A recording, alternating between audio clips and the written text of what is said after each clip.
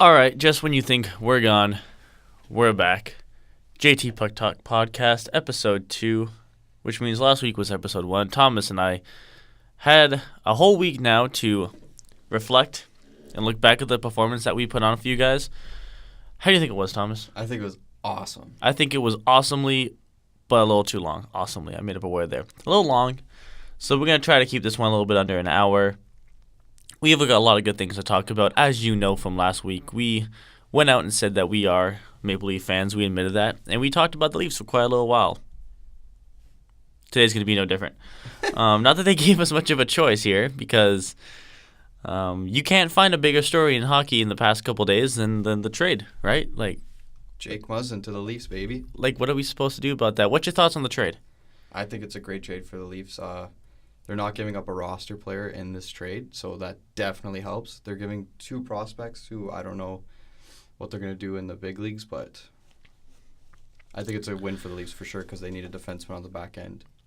Yeah, they do, and the first-round pick's always kind of like up in the air. It could be a bust, or it could be a franchise player, right? And that's the type of risk good teams have to make. So the Leafs give up a first-round pick, prospect Carl Gunstrom, and unsigned prospect Sean Durzi to the LA Kings for defenseman Jake Muzzin. Jake Muzzin played a lot of this season, almost all of it, I believe, with Drew Doughty. So him playing with an elite defenseman like Morgan Rielly, one that likes to play offensively, shouldn't be too much of a surprise. And you had Muzzin as LA's MVP last week, so I did. I had Jake Muzzin as their MVP, right? So go me on that one. Yeah. You know, he's having a great season. He's by far the best plus minus on the LA Kings. 29 years old. He's not old by any standards. You know, They need a veteran defenseman.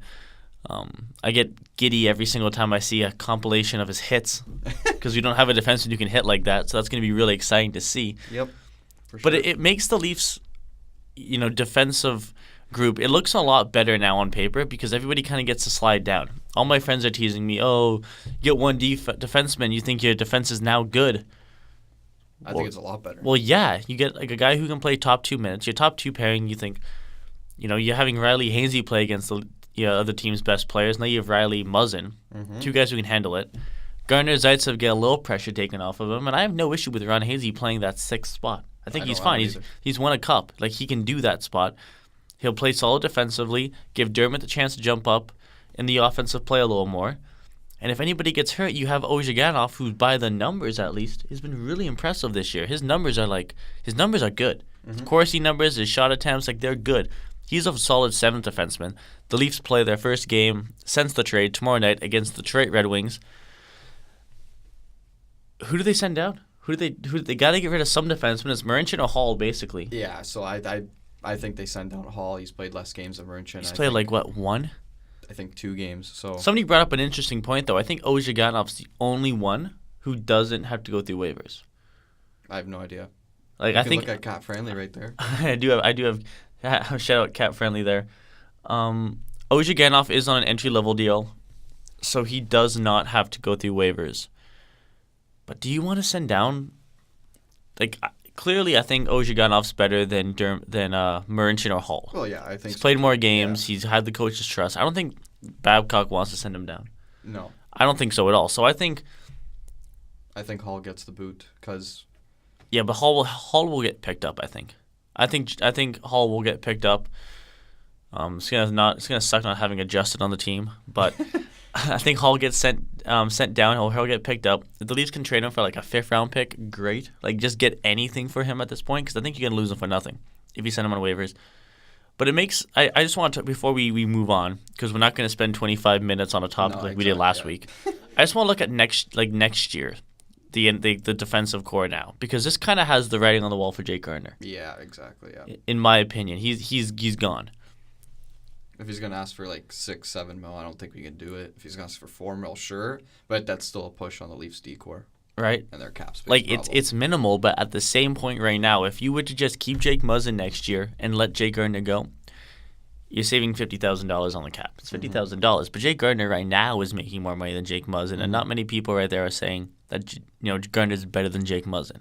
Maybe offensively, not all around. You'd rather have Jake Muzzin. I'd rather have Jake Muzzin on my right? team. So would I, and I haven't even seen the guy play.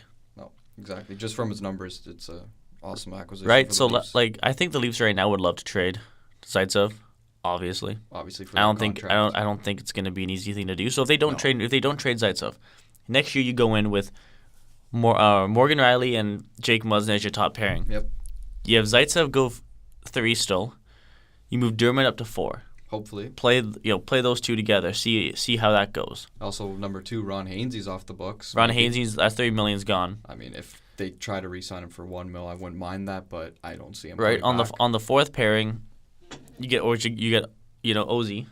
Or then you call up Lily Pad, Timothy Logan. I don't touch Sandin or Lilypad. Liljegren. I don't touch either of them next year. Give them another year. You want to You really think so? Yeah, you want to ripen these guys. You want to make sure that they can jump into a top 4 situation. Maybe you call up one of them later on in the season if they want, but you put them in the minors again. Okay. We'll see how it goes, but I think you Logan call up makes it Callie Rosen. Rosen looks ready. or Rosen. Rosen looks ready, Borgman's there too. right? So Then if Justin Hall, I think they're going to send him down, but if they send Marincin down, Marinchin's off the books next year anyway. You still have Hall next year as your 7th defenseman at that point for $675K. That you can't get much cheaper than that. no, exactly. I would be comfortable going into the season with Riley Muzzin, Dermott Zaitsev, Ozhiganov Rosen, and then have Hall as your 7th. And then later on in the season, if Sandin or Liljegren is tearing it up, you bring one of them up, right? And then they'll play with probably Ozzy, or Rosen, who's ever playing better through the season. And then the following year is interesting because you get Marleau off the books. If the Leafs give Matthews and Marner like $22 combined million, Which is I'm okay with. But yeah, which is fine. It could be more. You go the following year once you get in 2019-2020 offseason. When who's expiring? Marlowe's expiring. Brown's expiring. Hyman? Is Hyman expiring? No, Hyman's got another year. You'd basically have. I think I can't. I don't want to calculate the exact number right now, but when you take away Marlowe's contract, when you take away Brown's, and the projected cap space that the Leafs are already supposed to have, they could have upwards of about $10 million of cap space the following summer, and you basically have. Brown, you can probably let go, and you're gonna sign for cheaper. it all depends on how much they sign Kapanen and Janssen for. But you could possibly have basically just give Jake Muzzin Marlowe's contract. Marlowe's gone. Give Jake Muzzin that money. He might be worth it more. If he makes a big impact this year. Yeah, next year. Yeah. If Muzzin plays still if Muzzin and Riley click it off, exactly. Why would you get rid of Muzzin? Yeah, it doesn't make sense. Right. Yeah. I think you could get Muzzin for the money Marlowe is getting paid. Right now, you still have Riley for 3 years after this season at $5 million, which is a steal. You could get Jake Muzzin. I think he's making $4 million now. He's going to be 31 when this contract expires. 31-year-old defenseman who can play top 2 minutes. I think 6.25, especially if he likes playing here, it could be fine. Yeah, it's just the fact that big contract Zaitsev has is affecting all this on the. But for right now, for this year. I really like our defense. I do too. I don't think it's the best defense. I think that I think Tampa still has us. Yeah. I think a lot more teams have us in the East. But you look at Boston's defense, and you don't like to make hypotheticals, but there's a big chance that the Leafs play Boston first round, guys. Let's understand that. Yeah, one of Boston or Montreal. Yeah. I don't think Montreal's going to sustain it enough. I just don't personally. A lot of Habs fans aren't going to like that. So if you play Boston, well, Boston's got. They had a couple injuries at the beginning of the year. Krug was injured. McAvoy was injured. Chara is injured. I'm going to pull up Boston's defense here. Now, I'm not saying that Boston doesn't have better defensive forwards than we do, because they do. Let's get that through our head. Bergeron's an amazing defensive. David Krejci. Krejci's good. Even Marchand's pretty good in the defensive zone, right? Mm-hmm. But you look at at their defense. Torrey Krug. He's amazing. He's so good, Torrey Krug. He's good. I'd take Morgan Riley over Torrey Krug. Oh, for sure. But I would take Morgan Riley over Torrey Krug. Okay. Yeah. Who's our second best defenseman? Charlie McAvoy. Great skater. He's really good. Great skater. He's really good. Mm-hmm. I don't think that there's a comparable there. But if your top pairing is Krug and McAvoy, I think that's. I would still rather have Riley Muzzin if they gel. Especially, yeah. In my opinion. But then you look farther. Zdeno Chara, okay, he's 41. they're going to say You something think else there. you think he's catching Kapanen? It's not happening. His stick He'll be might, but not Chara's his always feet. Chara's always going to be good in front of the net on the cycle. Like that's where he thrives. He's going to be able to move guys out of the zone. But if they're coming down like a 2-on-2, if Chara doesn't have perfect positioning, He's going to get beat. almost all the Leaf forwards can skid around this guy. Yeah. So I'm not super worried.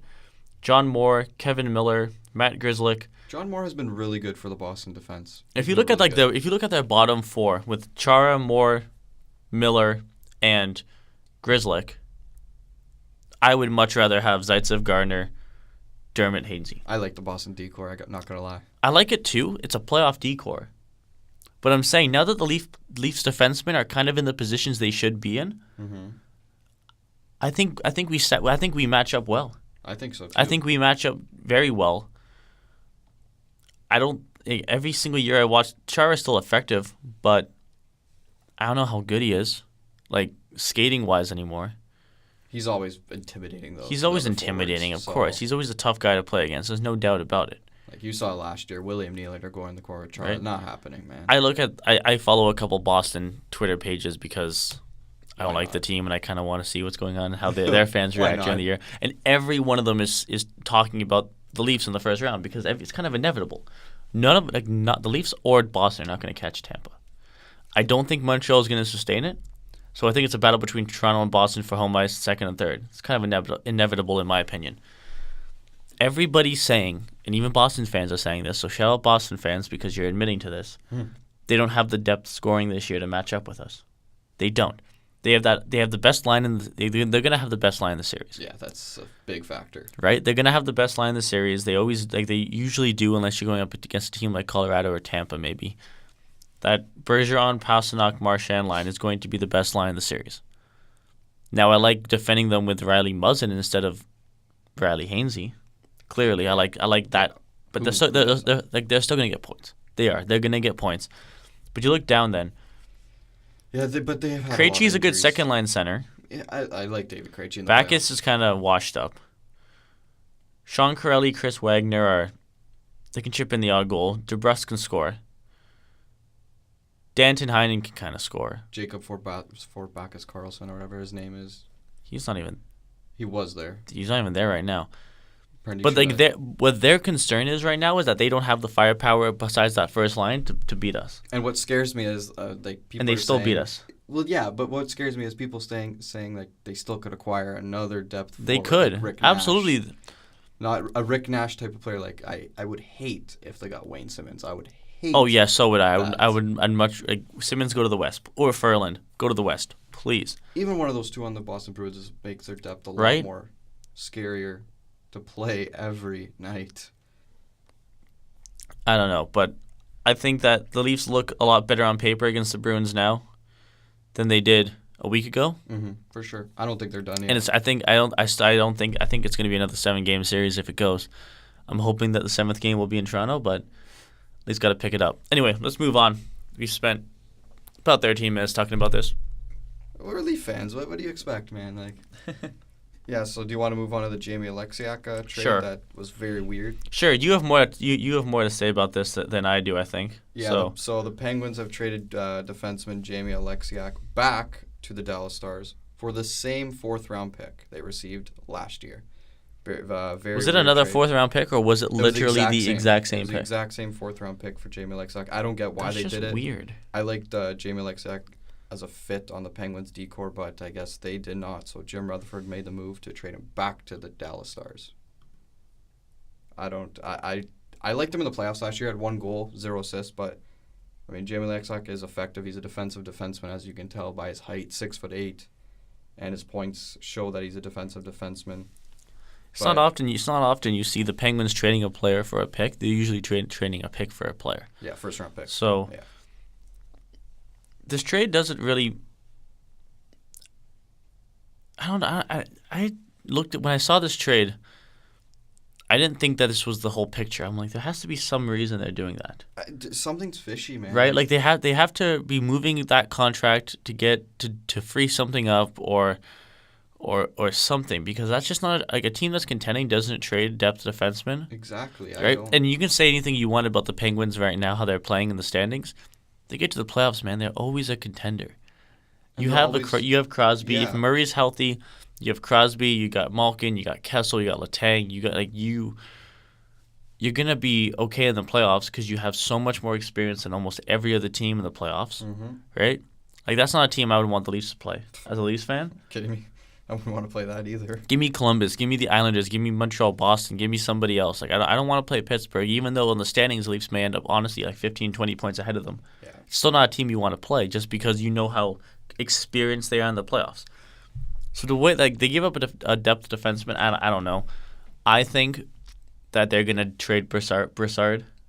Yeah, I've heard. I think they are, and I think that a defenseman's going to be coming back. I don't know if trading Oleksiak was to free up the cap space or was it to free up a spot on the top 6. I don't know, but I can't see you trading a player like Brassard. I can't see a team like the Penguins wanting like they may want a prospect or something, but I'm sure they're going to get a player or two back. Yeah, a roster. They may not be as good as Brassard, but just to like fill out little holes. Okay, we'll give you Brassard. Give us a guy who can chip in 10 goals and give us a top 6 defenseman who can play 14 minutes and both on like reasonable contracts. Understandable. That's why like I don't think they're not going to get a Brassard type of player back, but they can just get little pieces to fill in like the little holes. They have like all the firepower in the world up front. Just kind of fill in little holes, and I think that they can probably get a defenseman back for Brassard plus maybe another defenseman or a forward. Yeah. That's probably better than Oleksiak. I don't think Brassard is even a third line center on any team. If you really look at the lines for every team in the NHL, he's definitely shout out second. his sister Penny. Yeah. For the for the golds and for Team Canada. 4 golds, by the way. Okay, yeah. So I mean, Jamie Oleksiak goes back to Dallas for the same pick he was dealt for last year. Interesting move by the Pittsburgh Penguins, and I want to talk about the Pittsburgh Penguins game last night. Because I had my buddy over last night. My roommates and I, we had a friend over. He's a Penguins fan, so we're chilling. But he's always got like his laptop on, right? He's watching the Penguins game. It was like 4-0 before you could blink an eye. It was. Even in the pregame, maybe my roommates are chirping him. Pittsburgh versus Tampa. This is gonna be funny. It's 3-0 within like the first 10 minutes. Yeah, it's weird. Tampa. And I'm watching the game on his laptop with him, and like they were playing incredible. Like Tampa looked lost for the first period. Like they didn't know what to do. I don't even know if Vasilevsky did not play good. Yeah, he had an off night. Was he in net? Yeah, he was in net. Off night for Vasilevsky. Okay, well, every goaltender is going to have an off night. I'm not saying the Tampa Bay Lightning are going to be on their game every game, but I watched the last 2 minutes of that game, and if there's another 5 minutes of that game, Tampa's winning that. Like they woke up. Pressure. Of course, they woke up. That's what great teams do. They can get up to a bad start, and they'd wake up in the intermission or something and fire it on late in the game to come back. Tampa Bay has more firepower up front than any team in the league. For sure. And they're never out of a game. They're never out of a game, but it's just it's fascinating that a team that's kind of struggling right now, like Pittsburgh, they've been playing better. Yeah. I haven't seen Tampa look that lost in a single period yet, and you can see the frustration. Steven Stamkos is fighting. There's frustration.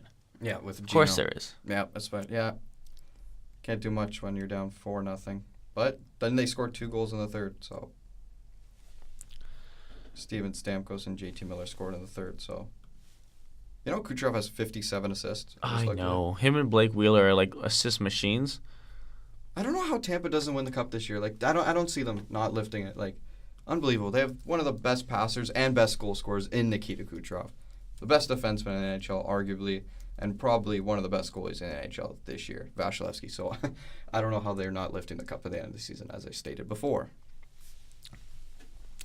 You want to talk about the Pierre Maguire thing last night? I did not see the Pierre Maguire You didn't see the Pierre Maguire thing? No, I did not see it. Okay, well, Another weird thing. You can't really play. So what basically happened, I thought you would have seen this. I should have showed you before. No. Okay, so Olympic gold medalist Kendall Scofield. I apologize for that. Kendall Scofield. She goes to the All-Star game. Yeah. Puts up an incredibly fast lap. Yeah. Like, that girl's got speed, right? Mm-hmm. Like, good on her. Like, that, obviously going first in the All-Star game is obviously it's pressure. A lot of attention's on you, for obvious reasons. And she did amazing. Like, she was flying. Holy crap. So last night, she was a guest, I think, color commentator. On NBC. Yeah. On NBC. And Pierre Maguire was talking to her before the game. Okay? And basically, he kind of was like, what are you excited to see tonight? We're paying you to be a fan, a commentator, not a fan tonight. And it was just so awkward. Like, he was like teaching her how to do it and how to talk about hockey as it was going. There was like an awkward touch behind the back. She kind of looked uncomfortable. I don't know. But she kept it like a pro and just kept talking. And she did great, but it's like, I don't know if Pierre was trying to, like, I don't think he was trying to be sexist at all. It kind of No. He's an awkward type of guy. Yeah. He's awkward, I think, in those situations. But, like, obviously Twitter's blown up. Right? Like, Twitter blew up from it. Yeah, I'm watching it right now. Actually. He's watching it. Okay, Thomas is watching it right now. He's not really doing much volume. But basically, he just, it was almost like he was kind of like a babysitter. Like mentoring her. But it's like, this girl's an Olympic gold medalist. She knows her hockey. Yeah. She knows her hockey. I'm sure she's watched enough NHL games. I'm sure she's watched enough hockey in her lifetime that she can talk about how she's feeling about a game. And she handled it like a pro. She definitely handled it like right? a pro. I don't think Pierre McGuire meant any harm by it. I don't think he meant any wrong by it. No, I don't think so either. But it kind of looks childish on his part. It just kind of looks like he didn't know how to handle the situation, and it was. Yeah, he didn't know how she was thinking of stuff that was. But I listened to her commentate a bit of that game. She did a fantastic job. Yep. She really did, and she's breaking down a lot of barriers right now, and she's being a great role model for so many young boys and girls out there, who enjoy hockey. Like exactly. The game's growing. She's a phenomenal player. Heck, she's faster than half the players in the NHL. Like faster than Clayton Keller, right? Like she is fast. Yep. So, good on her for the way she handled it. It's just kind of a funny video that Pierre did that. When doesn't he do weird stuff? Yeah, he's just an odd person. It's not like he's never been odd to somebody before, right? Like it's Pierre McGuire. He's kind of been a meme for the past decade. So. But he knows his stuff. He does know his stuff. He does know his stuff, and that's why he still has a job. If he didn't have his stuff, or he didn't know his stuff, he wouldn't have a job. But yeah, like a Barstool Sports here tweets, "Good thing Pierre McGuire is here to explain the basics of hockey to an Olympic hockey gold medalists." Cool, Pierre. Nice job. Someone tweets out, "Pierre McGuire does not understand how to be around humans." Yeah, I don't understand. That's a big part of his job. Yeah, to be around humans. Also, NHL news: the Stars beat Sabres 1-0 shutout for Ben Bishop. Good. Yeah. Anytime any team beats an Atlantic team, good. Yeah. As long as that Atlantic team is not us. Well, especially when they're in contention, like not the Ottawa Senators or the Florida Panthers, but Buffalo, Montreal, Tampa. Tonight, Philly's gonna beat Boston. I'm sure that game is already going to be happening or have happened by the time this gets uploaded and you guys hear it. But Philly's going to beat Boston. Yep, Rask is starting. I'm not calling. I'm just hoping. Well, we're hoping because the Leafs, really, no other reason why we want Boston to lose besides the Leafs. So. Oh, I didn't realize that Malkin reached his 600th assist last night with the Penguins. Yeah, he did. Good for him. Yep. Good for that Russian man. He's definitely a Hall of Fame candidate, as he wasn't picked for the NHL 100 2 years ago at the All-Star game. Mm-hmm. So, well, there isn't as much to talk about this week, so I think we have one really solid more discussion point, and then we'll probably end it off on a short week because of the All-Star game. Yeah. The Columbus Blue Jackets itself, what's his name? Jarmo Kekalainen? Yeah. Yeah, his phone is blowing up. His phone is, every single GM is sliding into his DMs at 2 a.m. going, I'm sure they just call, not. No. They're texting him at 2 a.m. going, "Hey, you up? What do you want for Bobrovsky or Panarin?" Right? Like, those are two like I want to say franchise player, elite players. For sure, elite players. Both players. I don't think Columbus wants to lose both of them for nothing. No, exactly. Losing one of them for nothing is gonna suck. Losing two of them for nothing is putting your team farther back than the New York Islanders put their team back with John Tavares, and they're doing fine without him. If you lose an elite player for free agency for nothing, it sucks. To lose your starting goaltender and your best point producer in the same offseason for literally nothing in return except cap space, it's a huge blow. You're screwed. Yeah. I can see them keeping one. And if I were to bet, it's Panarin. If I were to bet, You cannot. He puts up way more points than any other player on the Blue Jackets. He's on pace for like 96 points. More, I think he's like 15 points above the second place player. Cam Atkinson, I picked him as my MVP. He scores a lot of goals, but Panarin he controls the play offensively, right? He's very skilled. If you lose Panarin, you don't have an elite point getter that you can rely on for consistent points in the playoffs. Yeah, I'm not saying Korpisalo's ready, but Korpisalo might do a better job at replacing Bobrovsky than any player on the Blue Jackets forward group could do in replacing Panarin. I mean, that's the way I look at it, and I think that an elite starting goaltender, if you were to offer Bobrovsky to somebody like the Calgary Flames, an elite team, don't get. I don't know. Started. I don't know if Richie is it. David Riddick. Sorry, if David Riddick can win a cup. So he's never played a playoff game. Yeah, that's the right. Thing, His record in the regular season is really strong. His numbers are strong. But no team that really wants to contend for the cup really wants to go into a playoff where you should be having a deep playoff run, and have a goaltender with no playoff game experience. Yeah, Mike Smith is not going to win you a cup, guys. Well, he's old as well too. You can't really rely on that. So if the Blue Jackets called up Calgary, Brad Treliving. Sure. GM. Sure. Brad Treliving, we'll give you Bobrovsky, but we need something back. Yeah, I don't know. I think the Calgary Flames don't have a choice, but they have to try to. They have to go all in for Bobrovsky. I'm saying go all in. Don't give up Tkachuk. Don't give up Monahan. But your first round pick's automatically gone. I don't know who their top prospects are, but it's got to be one of them. Mm-hmm. It might have to be a roster player. Well, I don't think they trade for him. I think the Columbus Blue Jackets are just waiting on offers. If they get a good offer that's good enough for them, they're going to do it. But if they don't, then I think he's gone to free agency. And I would think the Calgary Flames are in on Bobrovsky. Of course, in free agency. I cannot see.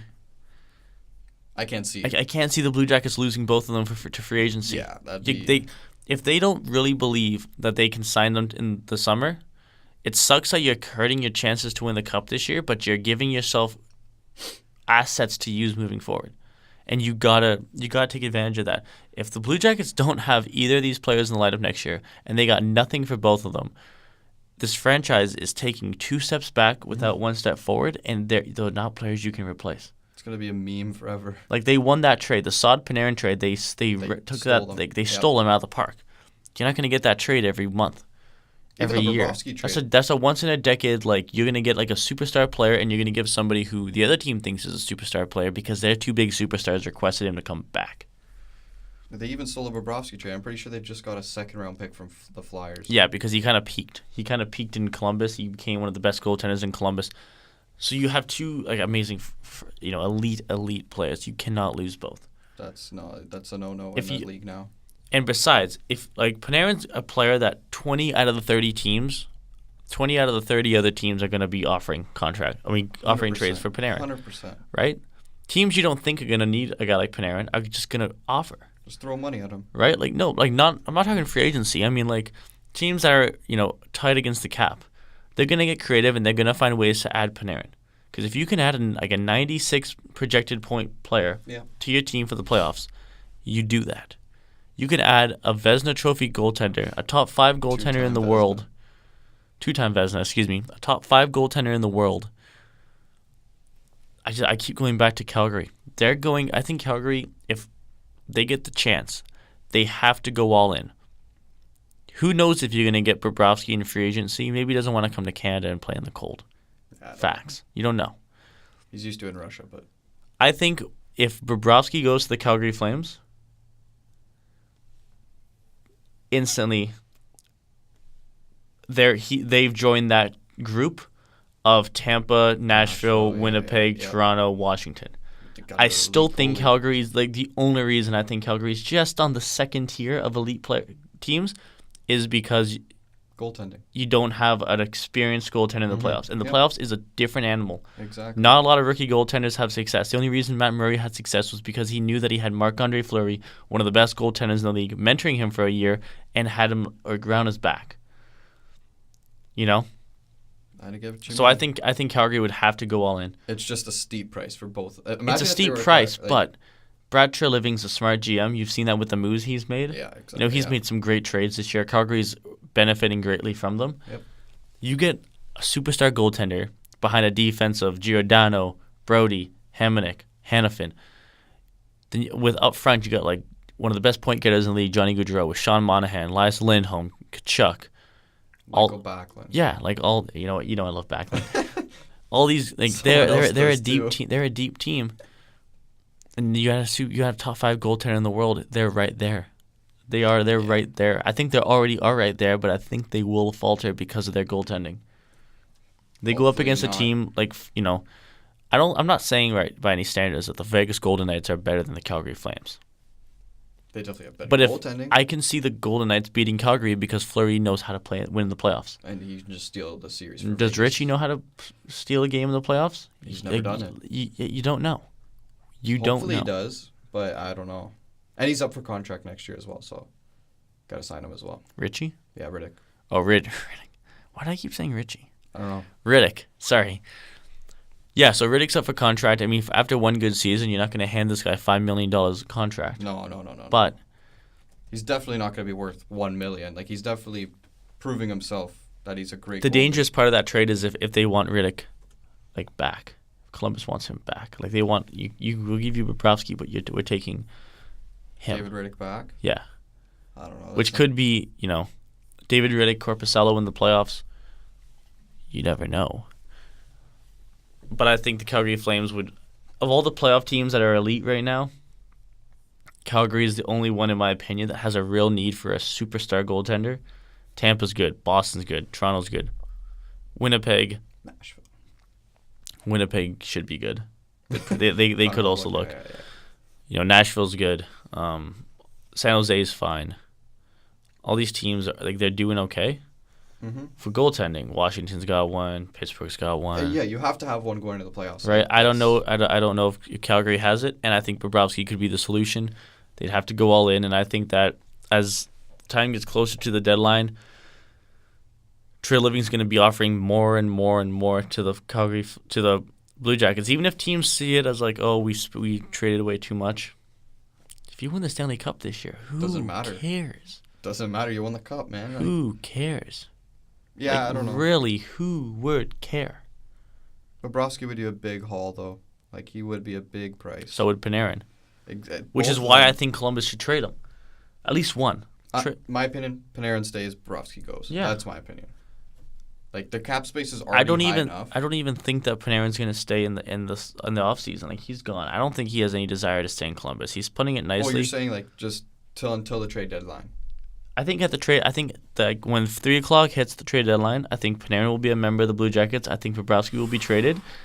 And in the summer, I think Panarin walks. Ooh. That would be a blow. I haven't seen Panarin show any interest, at least from the rumors, that he wants to be a Columbus Blue Jacket moving forward. He shows it on the ice when he celebrates with the Yeah, of course, when you're in the moment, when you're in the game, there's no doubt in my mind he's playing his heart out for the Blue Jackets. He's honoring his contract. But I think in the offseason, the prospect of playing for the Rangers, being one of the players to build this team back up, he's still in his prime. The biggest city in the world. Or going, there's a wealth of options. Do you want to be playing in Columbus? I think Columbus is good. Columbus is a great city. There's nothing wrong with the city of Columbus. Like, I don't know. I just feel like if Panarin loved the city and loved the team and wanted to play there moving forward, he would have signed. Like, he's 27, Panarin. I know he's in the prime, but I think that the Columbus Blue Jackets have probably already offered him a fair contract. Well, he's making 6 right now, so what would you offer him? 9. I would offer him the same. 8.5 to 9. 8.5, 9. I'd even go higher. If Panarin was like, I'm not signing, I'll stay in Columbus for 10, I'd give him 10. And how about Bobrovsky? 7.4 he's making right now. What would you say? How old is he? 30. But he's still good, so it doesn't matter. Yeah. I think he makes 10. I'd give him a 4-year contract till he's 34, and you'd be around the 2-figure margin there for $10 million. Yeah. Right? Like that's. And he's definitely he's a top 5 goaltender in the world. Yeah. The goaltender's prime is different than the player's prime. I think the player's prime is between the age of 24 and 30. Or 24 and 29 really is I think when you're at your best. For goaltenders, I think it's more like 26 to 33. Look at Lundqvist, look at Fleury. Right? Like, I think that goaltenders, because you mature, you get steady in the net, you're fine. Keep your body in good shape. Your prime starts later, but it also ends later. I think Bobrovsky's still got two at least, maybe like 2 definitely, maybe 3 and 4 years left of being like top 5, For always sure, in the Vezina. 100%. Like, both of them are going to get massive contracts. You're How much talking cap space do they have? Can you check? Yeah, I It's got cat friendly going I here don't know how much cap on space they have right now, but speed dial. if How we much? were to say how much cap space right now, like I think it's tight. They got to sign Pierre-Luc Dubois soon, if not next year.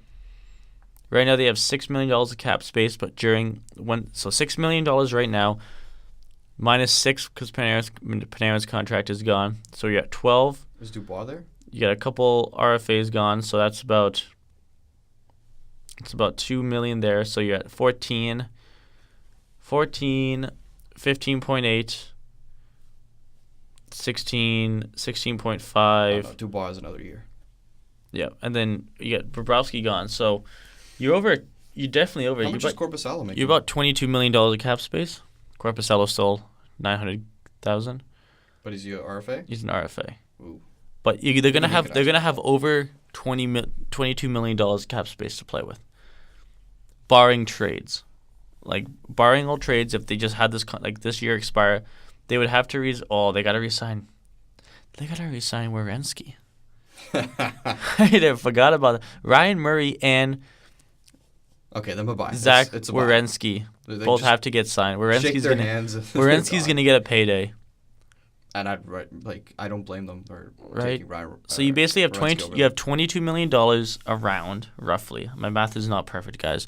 $22 million. You got Panarin, Bobrovsky, Werenski, Ryan Murray to get back. Like, those are your big players you got to get back. Werenski's not going anywhere. They really like Ryan I say Murray. you give as much money as Panarin wants.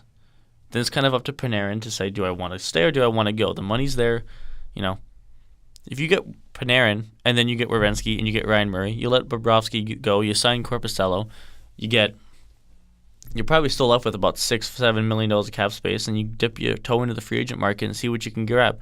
I think that would be the best case scenario.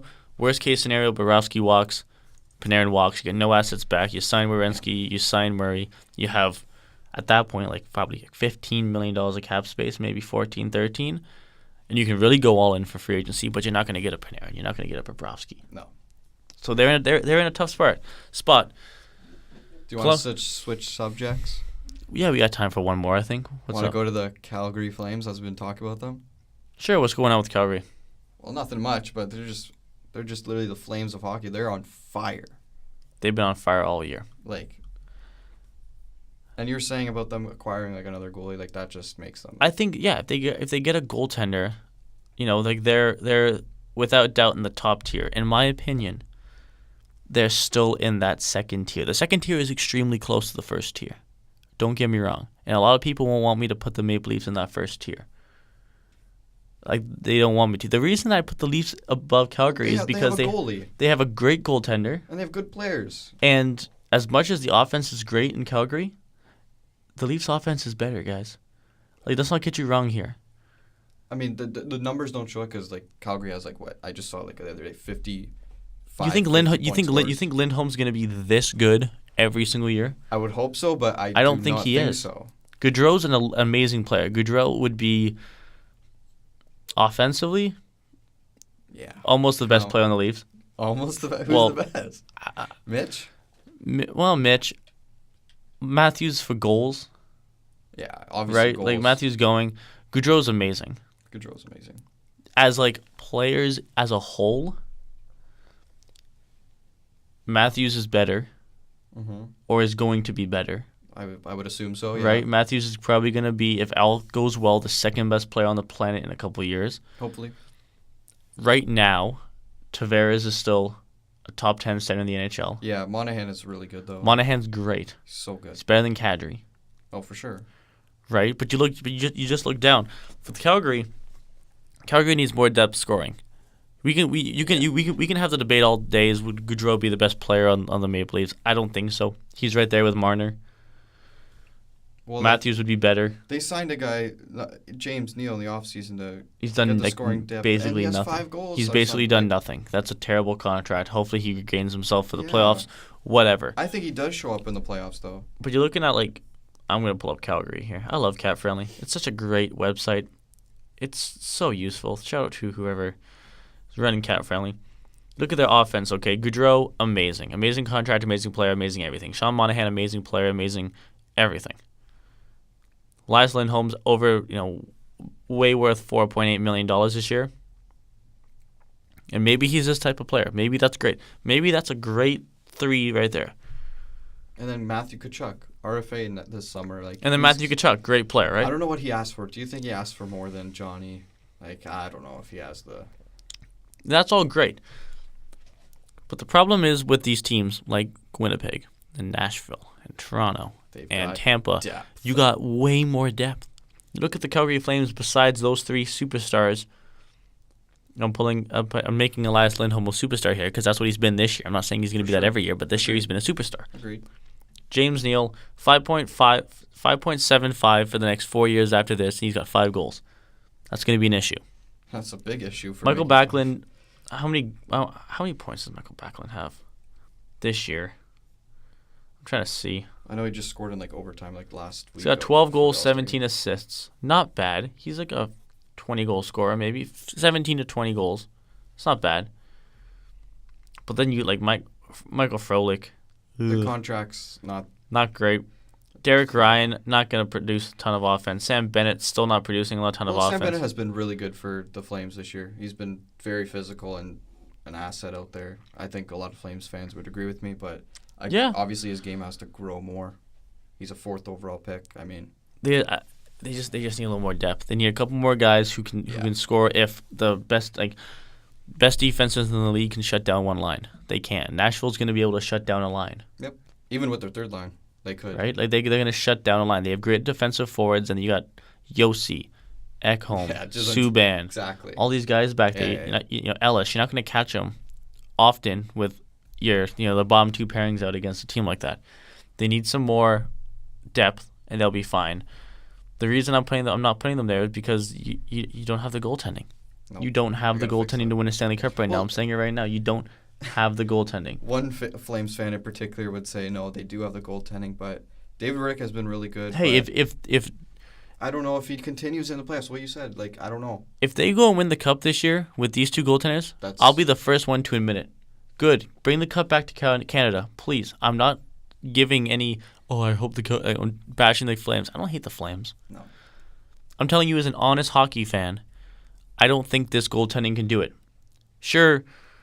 You can score your way out of problems, but I don't know. Riddick's been really good in the regular season. He's how old? He's 26, never played a playoff game. It's different. You said it yourself, yeah. The pressure is so much different. In the playoffs. A lot of teams go, this rookie can handle the pressure. Not many can. Matt Murray was an exception. You don't see that come around very often. If Riddick goes in the playoffs and puts a Conn Smythe Trophy performance, good for him. But then you just got to worry about his contract, right? Later. That's great. I'd be super happy for the city of Calgary. I just don't see it. You need a goaltender with some playoff experience who knows how to handle when it's Game 7, everything's on the line. Yep. Calm, cool, composed. It's tough to trust a guy who's never played a playoff game. You don't know. Nobody knows. All the hockey analysts in the world can be out there going, "Oh yeah, he's going to be fine in the playoffs. He'll be fine." We don't know. Yeah, you don't know. No one knows. You talk about a guy like Pekka or Anderson or Vasilevsky. You know how they've played in the playoffs before. You can kind of get a sense of how they play in the playoffs. Frederik Andersen, I'll be the first one to admit it, didn't play amazing in the playoffs last year. No. He played really good at some points. There were some points where he played really good, and there were some points where he was shaky. And I'm a Leafs fan, and I'll admit that. Yep. But yeah, with the Flames, it's weird. Pekka choked in Game 7. You didn't play good. Against the Jets. The playoffs are a different animal. Nobody knows how they go. If they want to trust Riddick going into the playoffs and he surprises everybody and plays amazing, good. Congratulations. Let's bring the cup back to Canada. I think that if the Flames really want to win a cup this year, if the management says we got to go all in this year, you got to go up for a goaltender. If a Vezina Trophy goaltender is on the market like apparently he is, you have to go and try to get him. You just have to. Yeah, and a lot of Flame fans haven't been happy with Mike Smith's play lately, so a lot of tweets I've been seeing. Nope, he's still on my fantasy team because I can't pick up a goalie better than him because I can't find a goalie. Pick up Carter Hart. I think he got picked up. Oh, well, that sucks. No players in my league get moved around more than goaltenders. Ever. They get the most points. Yeah, I gotta change that. I gotta make sure that goalies are a little OP this year. A win's 4 points from you. How do you? Yeah, same. 4 points. I gotta make it like That's 3. Not that OP. Nah, if your goalies have a bad week, there's like no hope in hell you win that week. Oh, if they have like I have Holtby, Smith, and Grubauer. Holtby's been good. I think my record's like 9-6. I can easily say like three of the losses I've had, even though my players played way better than my opponents, their goaltenders went like all won 2 games and my won 0-1 all week. It also depends on you lose so many points. You lose. Oh yeah, this week I'm getting screwed. Like so many of my. Me. Yeah, I'm down by I'm literally losing by like 4 points, and it's now Thursday, and I'm projected to lose by like 40 because my opponent has like 38 games left, and I have like 20. Good thing hockey's back tomorrow fully, man. Like good thing the Leafs. I have one player playing tonight. It's Zach Werenski. Anyway, we are at the 46-minute mark. I think this is a good time to close it up. Yeah. Thank you guys. This has been episode 2 of the JT Puck Talk podcast. Thank you all for listening. We'll maybe see you next week. And we'll maybe see you next week. Guaranteed not the week after, as I will be in Cuba. Enjoy yourself. Cuba. Anyway, we'll see you guys soon. Enjoy the hockey. Hockey's back. And let the crazy season begin as the trade rumors will start to explode. See you guys. See you guys next time.